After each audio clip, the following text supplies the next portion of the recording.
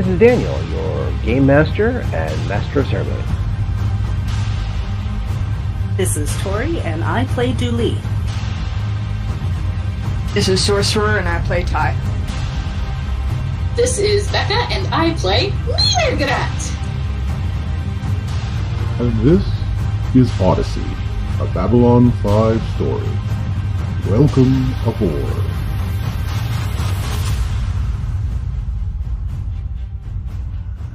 Yes, you are wrong, my friend. See, and I know you've had a few of the drinks, so you may not get this all the way, but I'm not a master of earth or politics or the dialect or language or anything else like that. But after listening to many a recording of your language, looking for good sound files to put in the background, I have to have good scoring. What good of a cinematographer would I be without good scoring? But I have to ask, if the moon hits your eye like a big pizza pie, A, that's assault, and B, that would be a world-ending event, would it not? How big is this moon? We'll have this discussion later. I got more people coming. Does my crest look okay? Okay, good. I don't the shirt. Good. You're back. Good. You've come for my stories of Badini and the fate of the TauMarie Celestia. Good. Now, sit. That's my drink. Thank you very much. Get your own, but sit, and we will discuss matters. So, we had a bit of devil's bargain happen last time. Mirgrat had a conversation with an outworld entity and offered up her body for it to inhabit, to get more information of what it knew, and to act as a guide for this extra-dimensional entity that may have killed, Fiti pak'ma'ra with the use of the drug called Ember. That is unusual enough, but also, I can't believe I'm actually saying this. We dealt with Dooley, a Narn on the run, who has bought a slave, a Centauri slave. A Centauri slave she will later name as Yorni.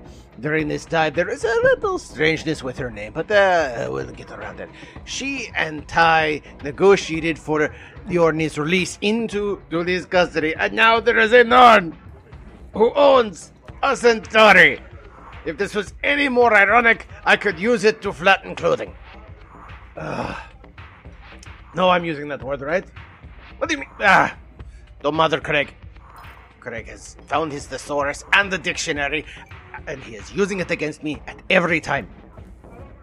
So, while also we all dealt with Grant, who was doing an investigation about a nurse, but he was indeed having problems as he found the nurse's quarters with the help of Chief George Lee and a low-ranking security officer named Chuck Austin.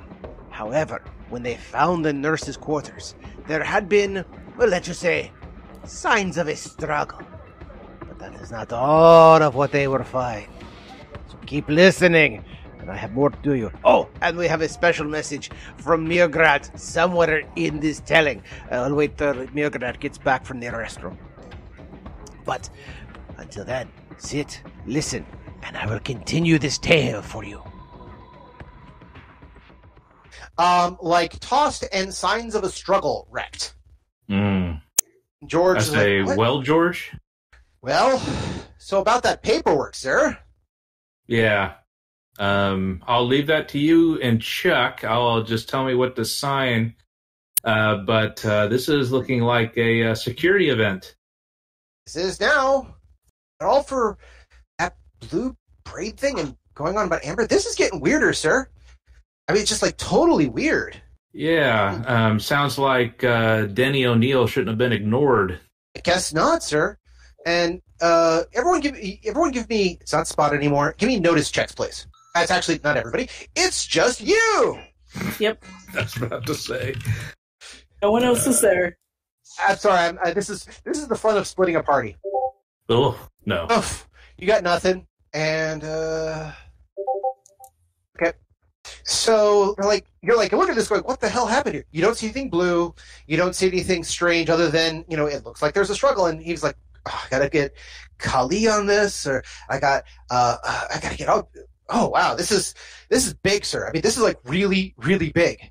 And at one point, George looks over and says, "Sir, does this look familiar to you at all?" He looks over, and there is this image, kind of like the best way to think of it.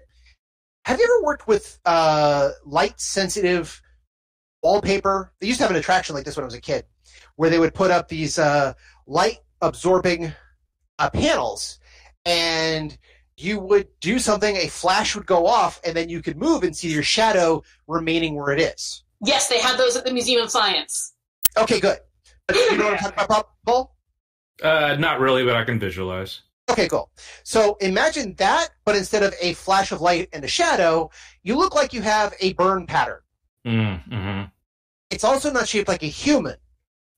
It's shaped, your first thought is a lobster or a spider.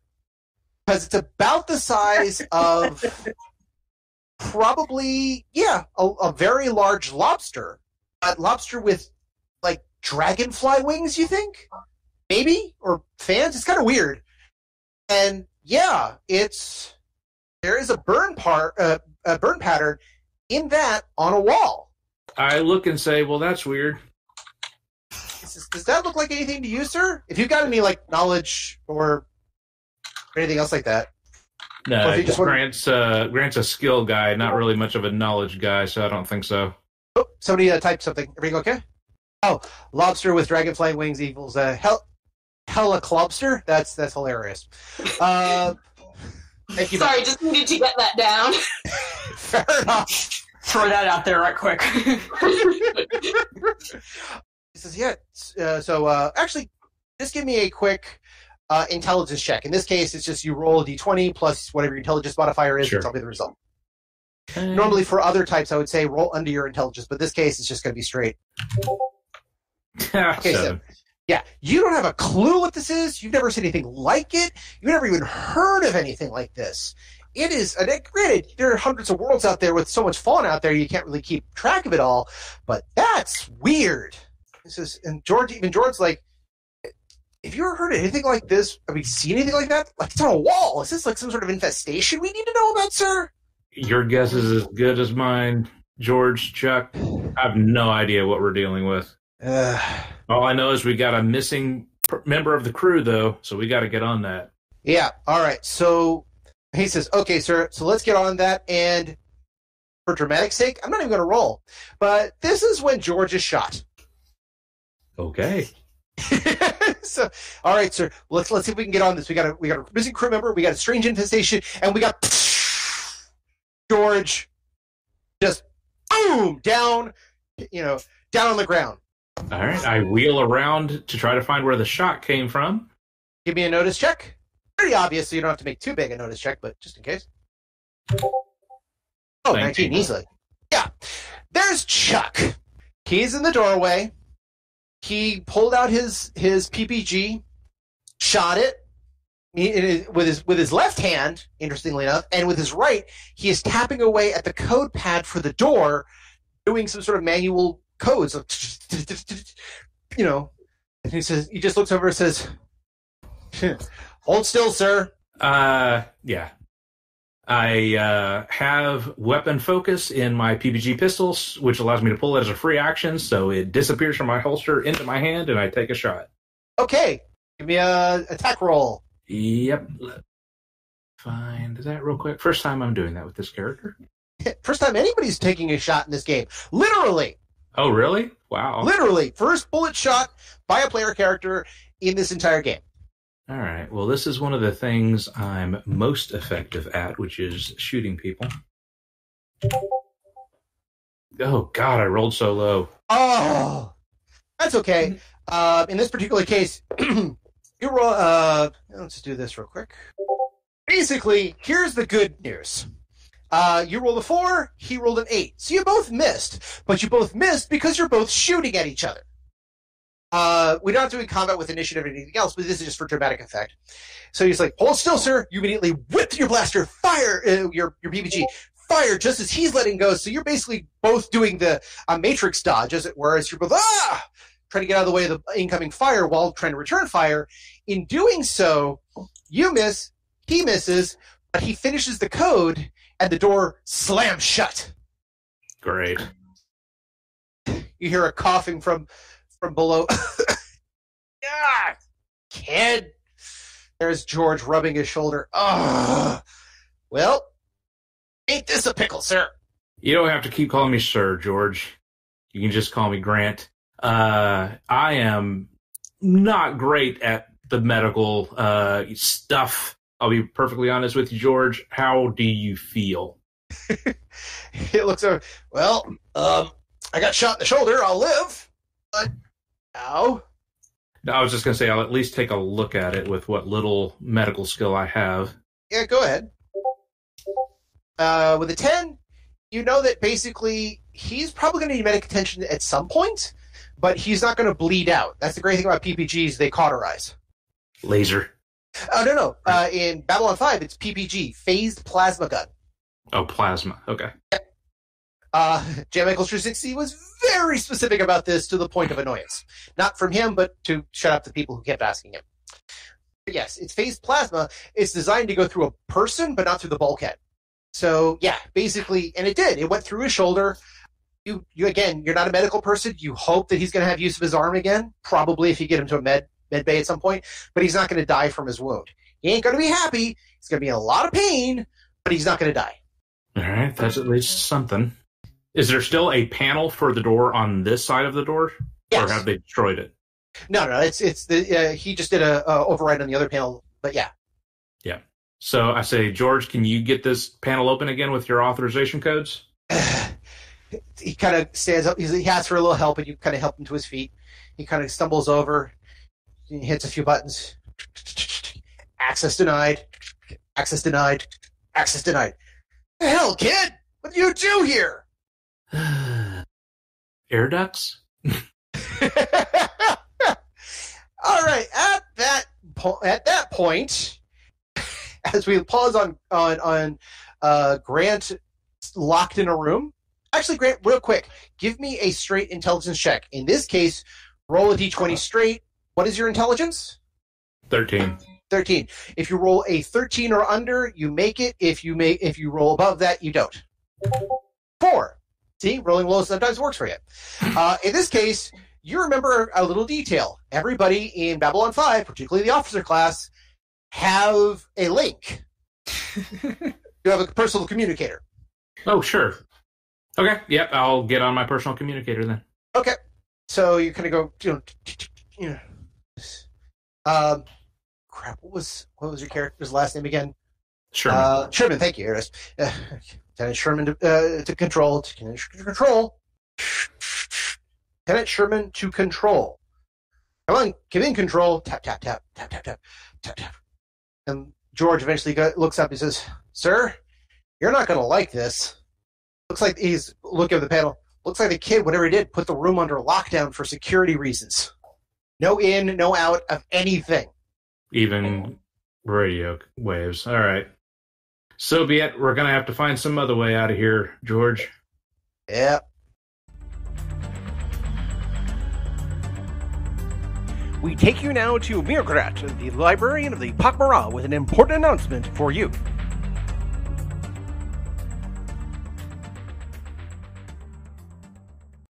As a librarian, I am greatly appreciative of a good book. If you are also greatly appreciative of a good book, may I humbly recommend Grace and Victory Press. Grace and Victory is a micropress specializing in anthologies, particularly those of genre fiction.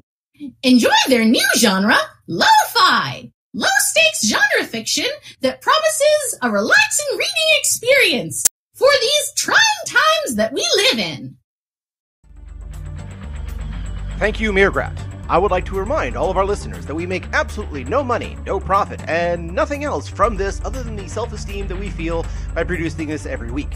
We do, however, have friends, and friends every now and then have requests. So we, as a way to actually being able to find some support in this, give them commercial time. However, they have not paid for any of this. We are not receiving any money for this, so please take that as note.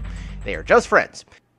In the meantime, let us return to our previously scheduled program already in progress. Okay. Ty, you're back, and we're still waiting on Becca and Tori to come back. You had an appointment, if memory serves. Yes, although I still don't remember exactly what it was about. Okay. Drugs, probably. Well, you had the appointment with Alan Gibson, who was the guy who you saw in that weird dream vision thing with the bugs, and he was the guy holding the book. And yes. I don't remember if he said his name or not. Okay. So, I don't think basically, so. Okay. I remember he said it once, but it may have just gone like zip through and thing like that, but that's okay.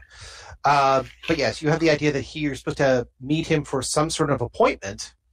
And since I can't remember any other reason why you would have that down, you remember, again, you kind of had a feeling for the appointment, and you kind of followed the same tracks that you did in the dream to get to a certain room for the appointment. It seems like the craziest thing you've ever done, but for some reason it's in your day planner, so,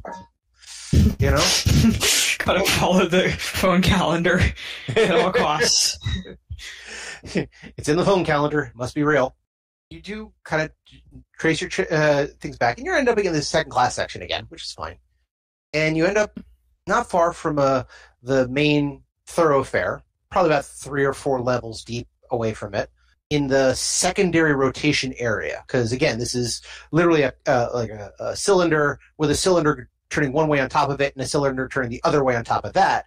So you're kind of on the outermost cylinder, which is, again, closer in a lot of cases to the upper level stuff, but you're basically, not quite first class, but you're definitely nice and second class. But you find the door that you kind of remember. I assume you hit the chime, yes? Yes. Okay. So you hit the chime. The gentleman says, enter. Door opens. I go on in, I guess. Okay. So there he is. Bearded, red-haired, curly beard, curly mop of hair. Not like bushy and everything else like that. Zach Galifianakis is probably the best representation I can think of this. There's another actor who I cannot remember his name, but again, think of a not thin, but definitely a little bit more athletic Zach Galifianakis with no bald spot. And that's probably as close as you're going to get. But he's wearing a kind of a comfortable suit. He's still got the pendant on with the blue crystal. He's sitting on his bed, and he's flipping through something because he's got his back to you. He turns around and he says, "Oh, it's you. Ah, yes, please." He closes his book, puts it underneath the bed for a second, stands up. "Please, come in. Can I offer you some tea, some water, anything that's your liking?" I think I've had enough tea for 1 year. Yeah, I don't like the stuff either myself. He says, "But I found some other amazing tea that I found in TauMarie Celestia." Just hold on a second. He pours himself a little cup. He says, "It's actually it's a almost but not quite jasmine smell. It's fascinating." Anyway, take a little sip. He says, "Anyway, please, you, I'm assuming, had a couple of questions." Yes, actually. Didn't happen to tell you why I made this appointment, did I? It was not entirely clear at the time, but I'm used to things not entirely being clear. It's part of the nature of the biz, so that's okay. If you're having trouble remembering, I'm not going to push. Great. Well, in that case, it must not be that important. Who are you? He said, "My name is Alan Gibson. I know that. The Minbari would call me a true seeker of sorts. I used to be an archaeologist for IPX way back in the day. Now I consider myself a student and a researcher." Of the book thing, I assume. Whatever that is. The book is part of it, yes. It's not the only thing, but it's definitely part of it. He goes underneath the bed, pulls out the book. He says, "I assume you've seen this before, yes?" A few times now. Yeah, he says, "I understand. It happens." He also looks down, looks at your hand. "I see you have read a couple of passages." You could call it that. So he actually thinks for a second. As as an outsider, I want to get your perspective of what you see before I tell you anything. Okay? Mm-hmm. So far, based on what you've read, based on points of the tattoo, that, and he again kind of wiggles his finger around in the air, and the other thing, what do you think is going on, and what do you think your role is here? Well, I think I am out of my goddamn mind. Or something real screwy is going on. Either way, I want out of it. He kind of nods and says, I had the same reaction too. It's okay. This is larger than usual stuff. It happens. And when you first hit it, it can be too much. It can be scary. It could be even just overloading. This is tearing apart everything you know about reality.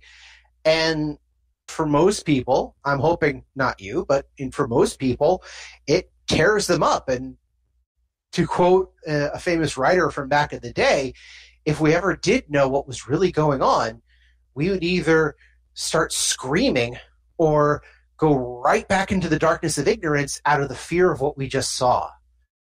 And I hope you're not either reaction. You're right, I'm not. I have a kid. I can't afford whatever you're into, whatever is going on. I have other things I have to do. I want out of it. I'm guessing at that point is when you turn and about ready to go out the door, right? No, I hang out. Okay. Curious. See, he says, "What you say? I want out." He says, "All right. What if we can make it better for you and your child, right here, right now?" How so? He kind of puts his hands behind his back and he thinks for a second. All right, how to put this? I'm guessing you want to make things okay with your child at a monetary level, right? Good school, food, roof on their head, that sort of stuff, right? All right, Who wouldn't? reaction. Sorry. Okay, no problem. Delay there. So, who wouldn't? Exactly. And you're still working on some of the lower ends of the hierarchy of needs. That's fine. What I've been able to see, what I've been able to been shown, not only allows for monetary development. I could give you a lot of money right now. End of list. I could arrange it so that you would never have to worry about money ever again. Mm-hmm. Now, starting right here, right now, to be specific. But, he's again trying to figure his words very carefully. He says, but, you and I both know that there's a little bit more than just the basic survival. And there's other beings out there that want that basic survival. And for lack of a better term, they're willing to, oh God, this is going to sound terrible, but they're willing to bargain to get what they want if you get what you want. And what you want can be anything. Want your kid? No problem. You want you and your kid to never have to worry about money? Can do. All it takes is a little back and forth. He looks you up and down. You're a trader by trade, right? You're actually, sales, shipping, that sort of thing? Something like that. You know everything about exchange. And that's what this is. And for whatever reason, he kind of taps the book, and then he kind of taps the air, and he's trying to figure out exactly how to put this or how to place this. There are forces that have decided you are... Oh, God. He says, look, I am really sorry for having to say these words. I know how terrible they sound, but you have been deemed worthy by structures who are willing to invest in you. Thank you. Good. Not many people can be. And if you're willing to work with us and with them to find what they need, you can find what you need. They're interested in helping you. They're interested in helping your kid. They're interested in helping a lot of people. Now, they understand that, again, they're limited resources and only so many people can work with them at a time. But if you're willing, they have a way of tipping the scale in your favor in the right way. And right now, all they're looking for is a new place to call home. Is this something that you can help with? Can you help me help them facilitate the process. Sure, let's make a deal. Okay. He stands up. What do you want? I want money. I want 250,000 credits. And then when all this is over, I want this tattoo gone, and I don't want to ever hear about this again. He kind of blinks for a second. That's it. 250K, and then out. Are you sure? Yes, I want out. Completely out. He actually closes his eyes for a moment. It's like he concentrates a little bit. Give me a notice check. Yep. Oh, what'd you roll? I'm still working on it. It takes me a second to find the thing. Okay, no worries. I heard the yep as in the, oh, crap. Oh! He rolled a 19, he got a 20. Good enough. So as he closes his eyes for a second, it looks like he's thinking about it, debating it. He kind of puts his thumbs together, tapping a little bit. And the blue gem that he's wearing, you're not sure if it caught the light or if it's emanating light. It's really hard to tell, but it kind of gets your attention for a split second. And then he goes, okay, 250,000, and you will help us. He actually holds out his hand. We have a deal on this. Sworn on the book and everything. Yes? 250, and I want completely out at the end. Don't forget. Completely out at the end. We can promise that for you and your child. All right. I shake his hand. Okay, good. He says, now for my part of the bargain. He pulls out a 100 credit chip, and he passes it to you. Mm-hmm. What's this for? This is the bargain. You ask for 250K, you'll get it. He then pulls out retro tech. He pulls out pen and paper, and he writes down a series of numbers. And they're basically numbers between 1 and 30. Well, sorry, 1 and 40. 1 and 40.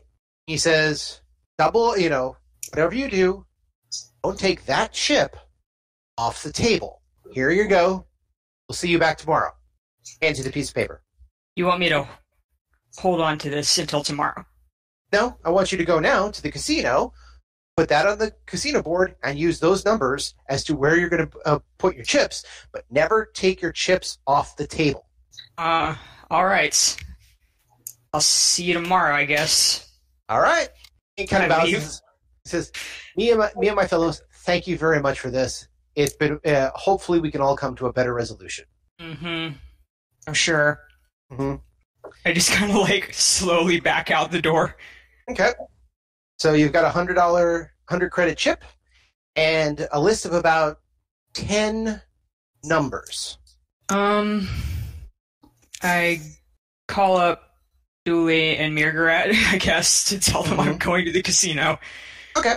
In case one of them wants to go to the casino too? You leave a message for them. Mirgarat has to come back from the wake, but that may take a couple of days.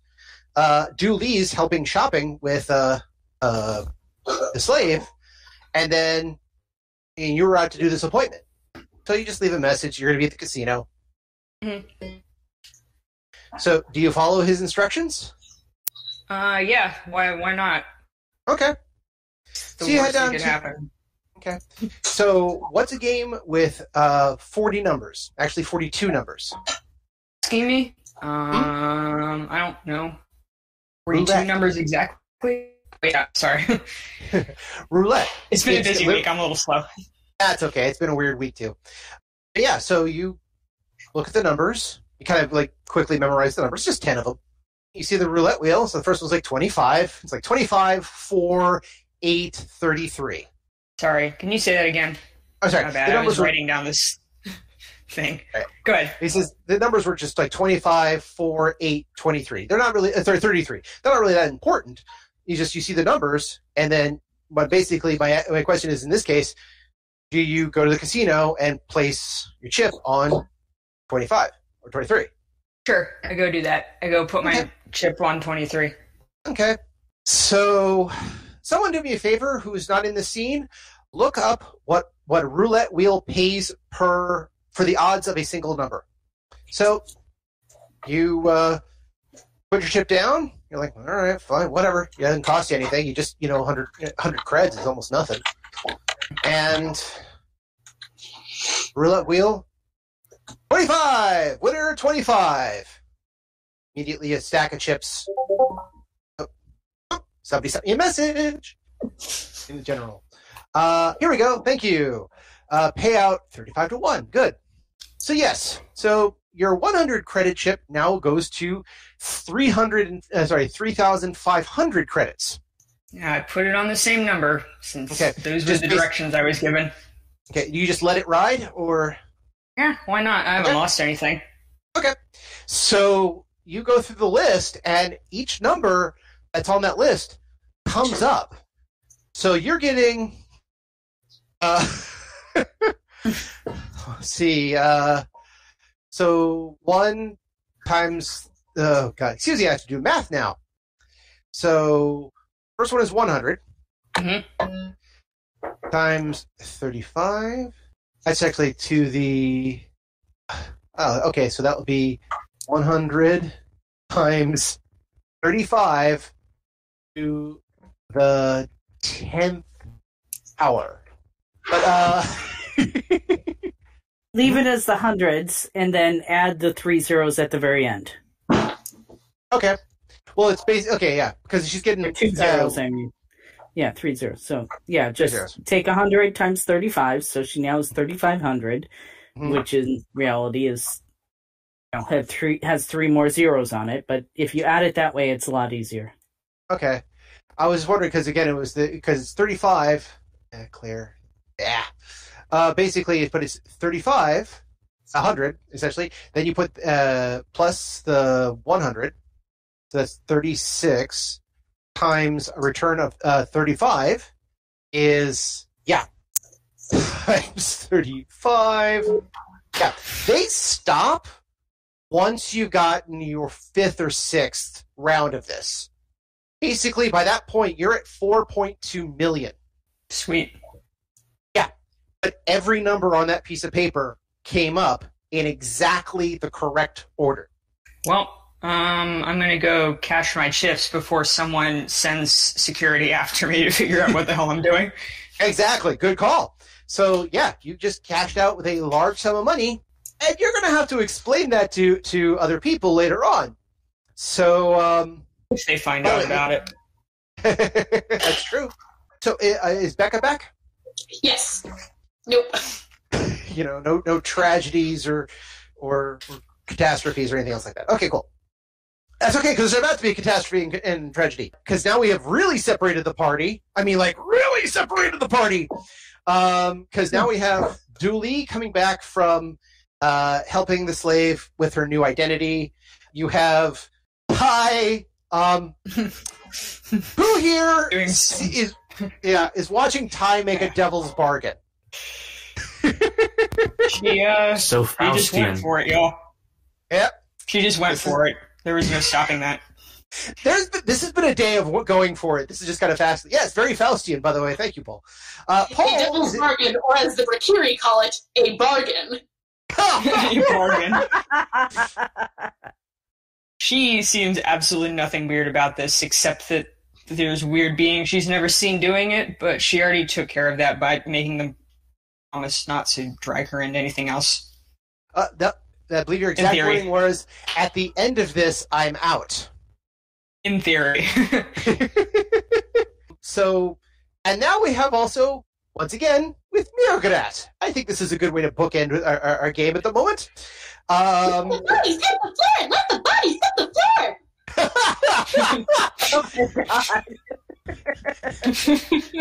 Please don't do that again.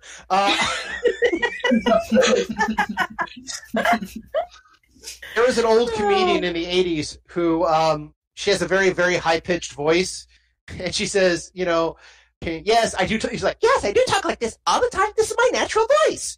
Megan Mullally? What? Megan Mullally? I can't remember her name. This is like from the 80s. But she actually says, because of this, my boyfriend can't watch Muppet Babies anymore.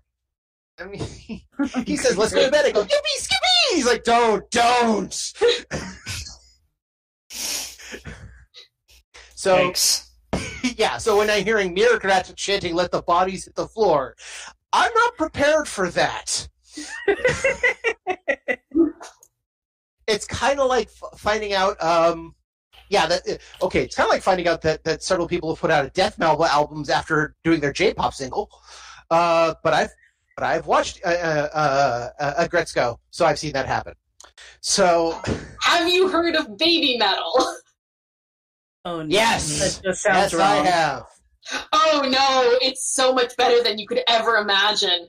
It's this Japanese death metal group that's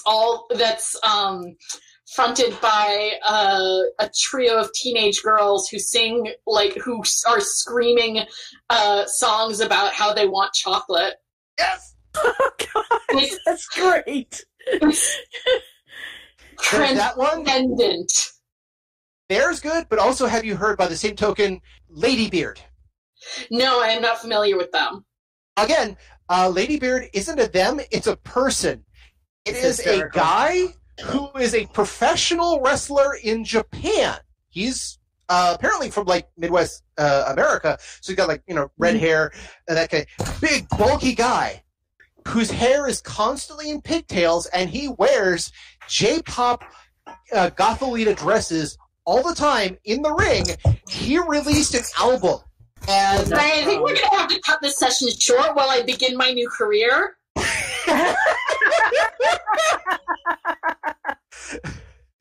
I'll put a couple of links under the non-game related stuff at the bottom for you. So, but anyway, Mirograt has just been filled to the brim with thing. So you wake up, yes, surrounded by the corpses of about 50 pak'ma'ra.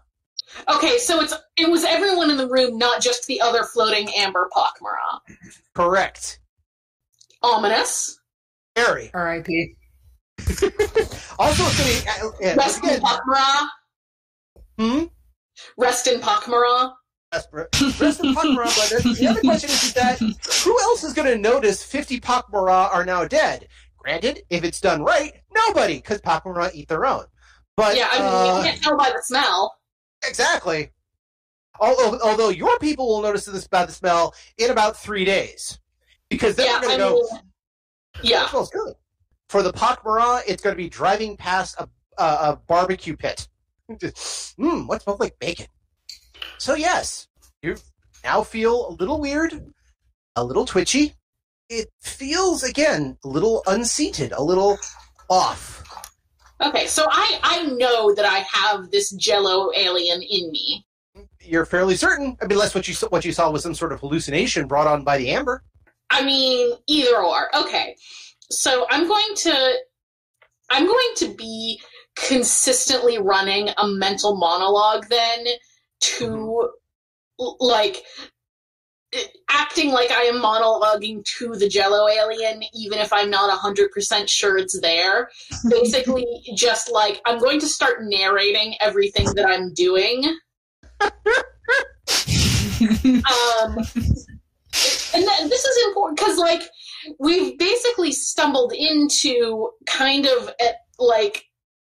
the crux of Mirograt's research, pre-being private investigator tracking down Amber, is their main object of research was how the physiological equipment that alien species have influences the way they perceive things, and how that in turn influences the way they communicate with other species. And so now having this head passenger possibly who is some kind of alien entity and is using Mirograt as the way that they are observing the Odyssey is basically this is kind of a dream come true.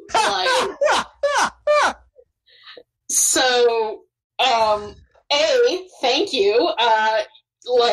You've just made Mirograt's thesis real,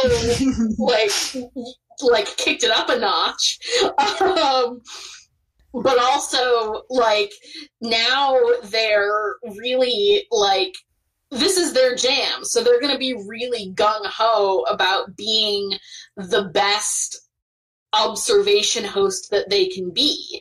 And this is something that they would have done previously of, like, because they have some minor telepathic abilities, they have in the past used their telepathy to interact with other species in order to, like, do a surface scan to understand the perceptual their thought process layers of what they're talking about.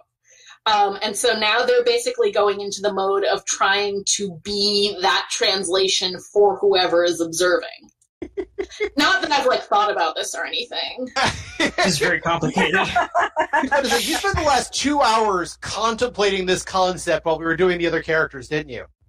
No, I spent it knitting, but... Question?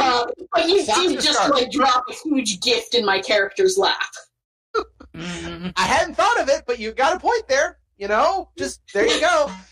Which, by the way, that now brings the score to 2! 2 Faustian bargain! Yeah, this is way more complicated than Ty. It was just like, do you want money? And she was like, yes. Actually, it wasn't that much more complicated because it was, will you help us observe? Yes. Yeah. That's true. She did, like, try to get out of it at first. Yeah, no, this wasn't even one real, like, interest. This was, do us a solid, and I'm like, I would love to. What am I going to do with you people? I know, Jim. Stop offering time money. If you don't want her to do something, don't offer her money. Well, that's the thing. In great JMS traditions, let's not lie. You know your price. You're very well aware of that. And as the universe will be more than happy to show you, your price comes at a price. Mm-hmm. Look what happened with Londo. He asked for, I want my people to be what they once were. And he got it. Mm-hmm. So, unfortunately, what they once were was awful. Yeah. Guy's interests are on a smaller scale, luckily. It's a smaller scale, but basically, for lack of a better term, somebody said, what can I want to buy your soul, how much? And you went, $250,000 will do it. So, which is fine. But yeah, also from Mirgrad's side, it's the, I wish to possess you. Okay! That sounds great! As everyone has made creatures with bargains with Cthulhic beings from beyond the stars, that's okay. Technically, I was going to introduce several groups that were going to be terror forces, and so far, 3 of you have encountered them. So, yeah, this is going to be interesting. It'll be fine. Yeah. So what does Mirgrad's filled with thing decide to do next? Okay, so running my internal narration for my theoretical passenger, I am going to start by ringing up the diplomat in charge, the diplomat for the pak'ma'ra that I've been previously liaising with. And basically, I'm going to let them know what just happened vis-a-vis the wake, and then also the possession, and then also the 50 other wakes that we're going to need to get underway. All right, so let me just... I'll need a diplomacy check. From me or from the diplomat? Definitely, let's start from you. All right. Let's just put it this way. A person... Now, granted, pak'ma'ra are very spiritually based. Excuse me. They are very minded in such matters.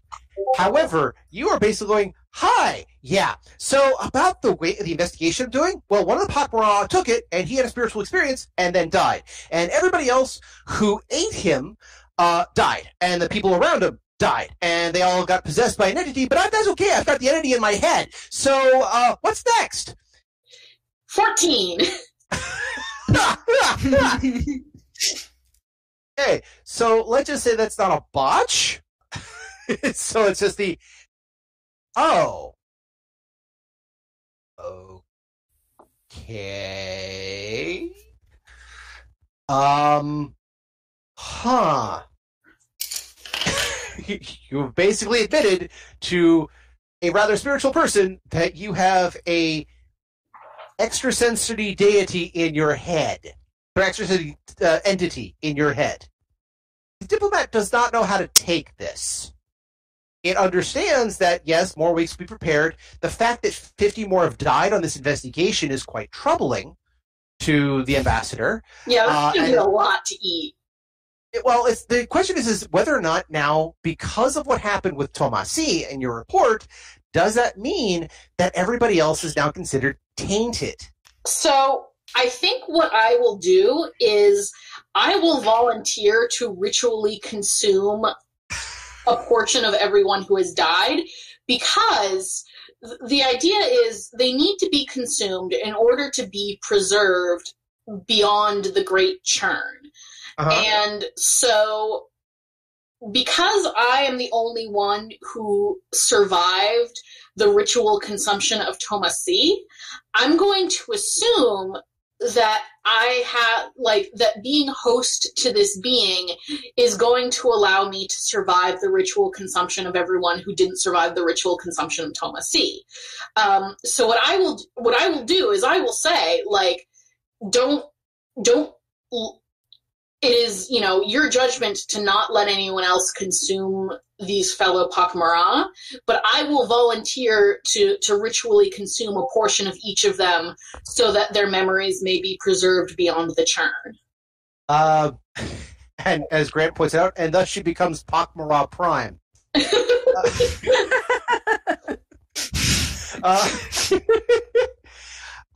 Besides the fact, do you have any idea how long it's going to take you to consume 50 times your body weight? Okay, I was assuming I would ritually consume a portion of each of them. But that's the thing, you've already admitted that you have a thing in your head that may or may not be trustworthy. I mean, yeah, but the thing that preserves our entities beyond the churn isn't in my head, it's in my stomach, so we should be fine. They're like, this is a big assumption. Let's just say that the diplomat, even they said, this is outside my realm, and I need to report back to the library for more details about this one, because you've basically asked a diplomat a major theological question. That's basically code for I need an adult. Right way that the diplomat has phrased, I don't get paid enough for this shit. No, I think it's closer to what Grant said of I need an adult. Paul said, excuse me, Paul. Yeah, so they're like, okay, if you want to consume, you can. We'll do tests for everybody else first, because that's the other thing that's freaking everybody else out. Not only have they found a substance that can affect pak'ma'ra like a drug with their massive resistances, now they have something that poisons the food chain. Which, fucking yikes, yo. So, yeah, they're quite troubled about this. But again, this is a diplomat. The diplomat may have some knowledge of the faith. They may actually be a person that follows it very closely, but now they need a specialist. Yeah, I mean, the library was going to be my next call, because obviously this needs to be reported and recorded for posterity. Sorry. The death of 50 pak'ma'ra during a demon possession needs to be recorded for posterity. It's not a line that I usually thought of encountering. I mean, if you hand me a demon possession and it kills 50 pak'ma'ra, I'm a librarian. Obviously, it needs to be recorded. Okay, recorded, yes. For posterity, it's like, headlines. Yeah, but that's implicit. If a librarian is recording something, it's for posterity. Fair enough. Okay. So that means you basically come out of steerage to make the go to find the broadcast center, right? No. First, I'm going to, arrange the bodies so that, like, things are kind of respectful and they're, like, laid out for you know, the typical process. Luckily, it was in a cafeteria, so there's plenty of tables and benches. There's plenty of tables, chairs, benches. Some of them actually do have to put on the deck, which is still considered fine simply because it's deck and not ground. Yeah. And again, this is also going to be, you know, either expelled into if anything happens to the deck, they're expelled into the reactor core or into space. So not great, but it's still not touching ground. So, yes, after I've gotten the bodies sort of arranged and that goes on, I'm going to be going to basically file a report with the library, and while I'm doing the arranging, I'm doing my internal monologue with a rundown of pak'ma'ra theology and funeral practices. Okay. I will say the one thing the ambassador diplomat asks that you do is that once you are done with the basic process of laying out, which will take you a long while, we're talking 50 bodies here. Yeah. Once you're done with the process of laying out into the respectful manner until things can be processed, they ask that you close the door, lock it, and essentially put on a do not disturb sign just in case. Oh, yeah, absolutely. Besides the fact these guys have got to rot for at least 3 days, they want to make sure that nobody stumbles into the cafeteria, thinks buffet, and causes problems. Well, and also just like the pak'ma'ra cafeteria is like in the pak'ma'ra area of steerage, but it's still like someone might walk by and be like, wait, why is this suddenly full of dead pak'ma'ra? Exactly. And, like, so, we don't necessarily have anything to hide, but it's also not necessarily any of their business. So, after taking the long time doing that, which is, again, a couple hours, like I said, okay, it's 5:08. Okay. Next session, we're going to try to figure out a way to get all of you back together. I think that's going to be the important bit. So, you play everything out. You make your way up towards the tram, trying to get towards the station, because you can't make a broadcast from steerage. You actually have to go to second class or first. Yeah. So, but that means taking the tram from the steerage area to a different place. As you Actually, I think I'm going to go first to the diplomat to use their secure channel, because I feel like this is something where it is important enough that I'm not going to feel bad about commandeering that. It's not that you want to broadcast to the universe that this is happening. Right, and also I think it's important enough that, like, I think it is A, private, but B, urgent. Mm-hmm. And that's why I don't feel bad about going and commandeering diplomatic resources in order to open this channel so I can talk to the library. Okay. So, on the way there, and I think this is a good place to... so, you take the tram, and by the time you get done, it's pretty late in the evening. Again, everybody's been running around. People starting to crash out for the day, even though it's, ship-wise 24 hours, but, things still tend to work in shifts. So by the time you get on the tram, going from steerage towards first class, it's almost entirely empty, except for about 6 to 8 passengers. What you find interesting, though, is of the passengers, there's 2 Minbari, one of which is the ranger you've worked with before. It looks like he's going home after a long day, as it were. There's another one next to him that's in religious robes. There is a couple, male and female human, who are very well dressed and carrying a briefcase. There is a gaim in one section of the train. You actually do see the Narn with the Narn with the broadsword, the bastard sword, who Ty could tell you is named Connor. Sword lizard eggplant emoji guy. Yes.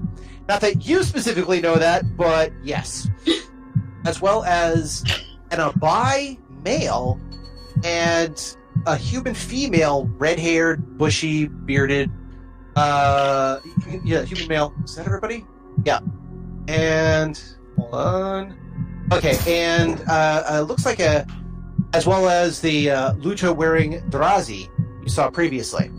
And give me a notice check. Okay. You've been trying to get us to talk to this Drazi for like 3 weeks. Nobody's doing it. Fun.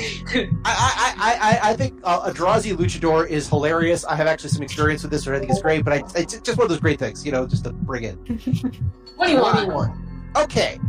Have you ever gotten on a streetcar or train or a subway and you don't know what it is, it's quiet, but there is a palatable sense of tension in the room? I mean, yes. It's like that here. Everyone to you has a different flavor, for lack of a better term. And it's almost like not old friends meeting again, but so much as, what are you doing here? Or Susie, what are you, of all people, doing here? Of all the trams on all the weird luxury cruise ships in all the universe. Kinda, except not quite as broken-hearted romantic as Casablanca, more like The Godfather. Okay, I've only seen one of those movies, and I'm guessing you know which one. Actually, I don't. Casablanca. Sorry, which one?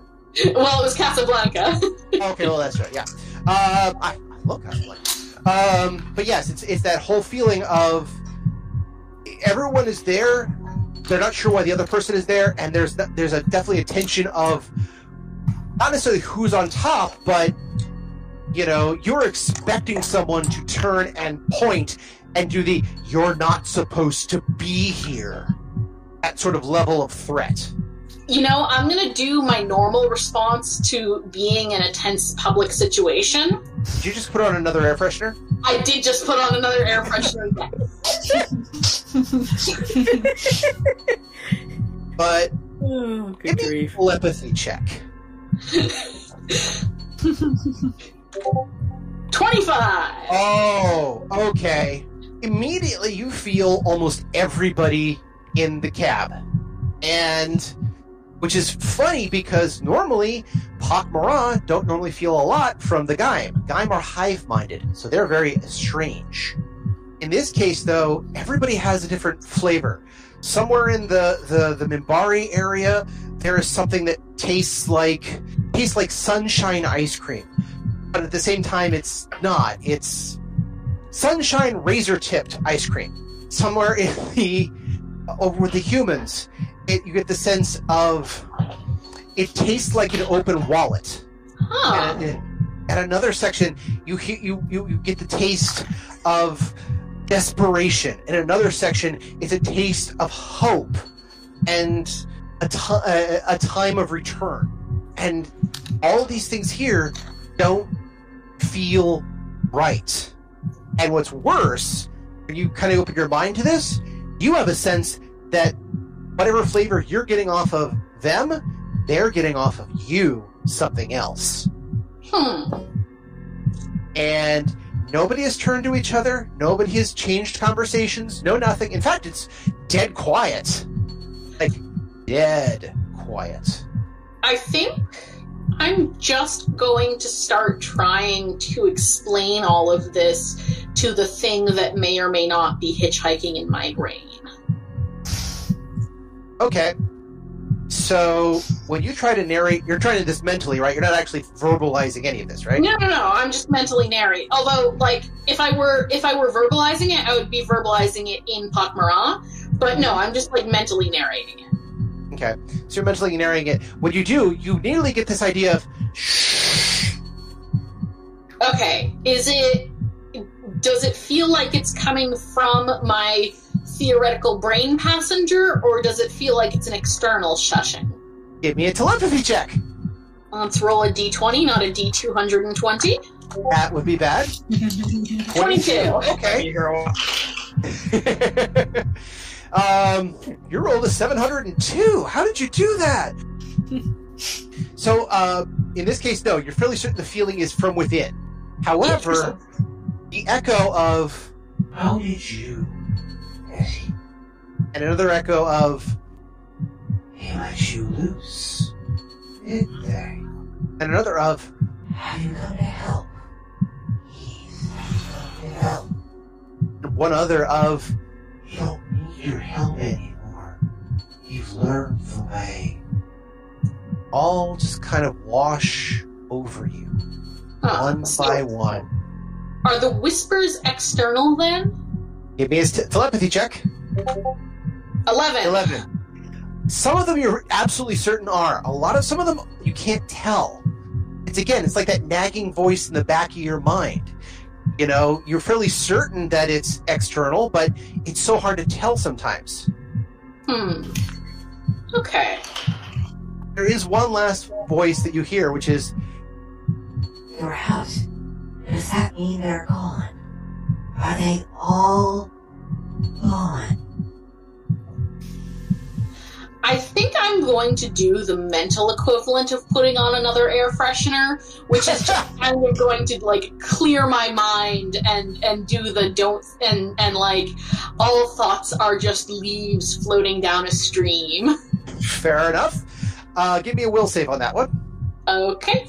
23. 23. Hey, these are but clouds in the sky. Let them pass. And you kind of do that, though the last thing you hear, as you say, let them pass, it says, "Please, I have to know. I need to go home." Oh, shit!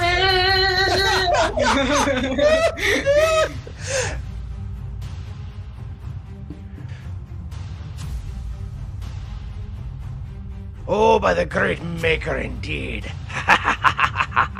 See what we have. Mirgrat getting more information and finally, possibly contacting the entity which is asking to go home. Tai in another bargain where she will get lots of money from something that knows numbers before they happen. And she wants out at the end. And so she shall. But that is for another time. But join us next time, for I have more stories to tell you. Though I do have a question for you. Is it true there is a profession of standing on the corner watching all the girls go by? And that's where we end for this week. I want to thank everyone for joining us and hope you continue to join us every 2 weeks for another episode of Odyssey. If you have any questions, comments, constructive criticism, or just want to say hi, then you can find us at temporalplaygrounds.com/Odyssey or email at temporalplaygrounds@gmail.com. Babylon 5 was created by J. Michael Straczynski and is owned by Warner Brothers Domestic Television. The Babylon 5 role-playing game was produced by Mongoose Publishing utilizing the OGL gaming license of D20. Our theme music was composed by Evan King. His song Titan Striker is available on YouTube and at evankingmusic.com. Incidental music and background was provided by Tabletop Audio at tabletopaudio.com. Please see websites for more information. Again, I am Daniel, and I thank you all for joining us on this adventure. Good night, and keep dreaming.